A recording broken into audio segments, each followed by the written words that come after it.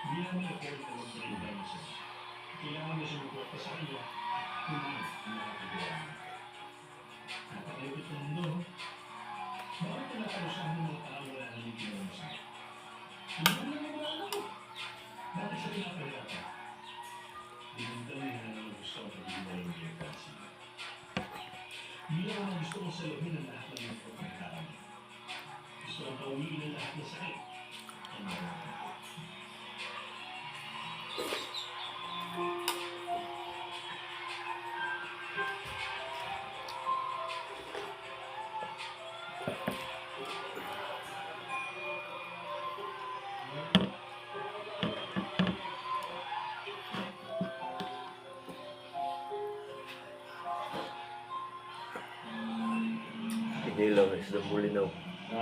Sarap guys. Isdang bulinaw. Malapit na ako matapos dito. Okay. Mag-uwi na lang ako ng pagkain. Huwag ka na magluto. Just na. Love you.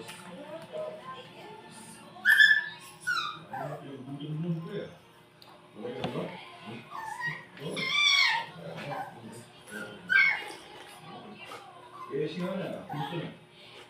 Ayun. Mas parang inaasawa niya. Napagpatingin naman na kami. Siguro kaya kasi nga na.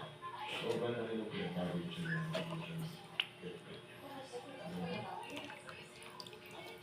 Alam mo gagawin ko eh. Gusto kong tulungan si Hana pero hindi ko alam kung saan ko sisimula. Ang dami ko tuloy. Tutulungan ko. Uy, anong isipin niya? Alam mo natin lahat na mabuting magulang ka. Hindi may pagkakataon lang talaga na hindi natin kaya kontrolin. Pero bakit gano'n? Ang tandaan ko talaga. Bigo ako. Hindi ko nagawang protektahan siya. Hindi mo nagbagay talaga sa mundo. Kahit anong gawin na natin, hindi natin maintindihan. Ano natin gawin eh? Samahan ng mga tao natin habang nilalakad mo yung mahirap na daan yun. Inilaw ng bulinaw guys. Ano sabi mo? Hindi ang maging magulang, di ba? Ito mo wala. Ang namakbang. Pagbubat mo, may problema. Lumahan mo siya magpatingin. Ngayon, gagawin mo lang, may lumahan siya kung saan mo siya magunta. Okay? Ano naman? Eh, hindi naman siguro sa inyo. Yung dadaanan ko nun.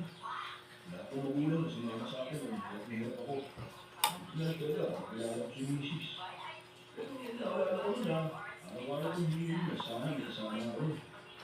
Hindi ka tatay dito. Pag-bitaw. Masya, lapit tayo sa warehouse. Hindi ka makauwi.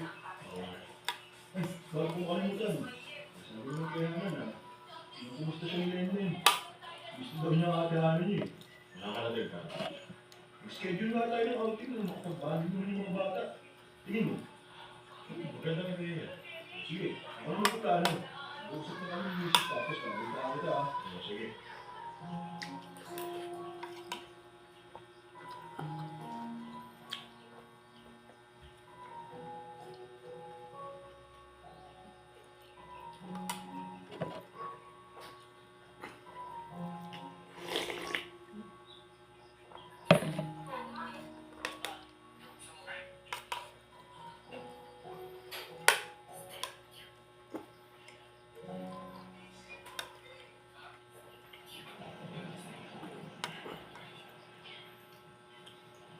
Ulit na yun, dahan-dahan lang ha. Palalayo.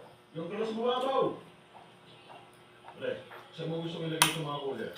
Ay, yun na sa tabi ng iwan. Nabawan na isdang butiti guys. Ito na po yung mga toilet freeze. Saan ko po pwede ilagay? Dyan na lang sa may cottage. Ako po. Ano pre, okay na ba to? Ganda pre, saan mo nahanap? Eh, hindi ko kasi. Nakapunta na dito dati. Dito ko yung mga pito. Sabi ko, mga maganda. Oo nga, ayos. Okay na po yung mga gamit.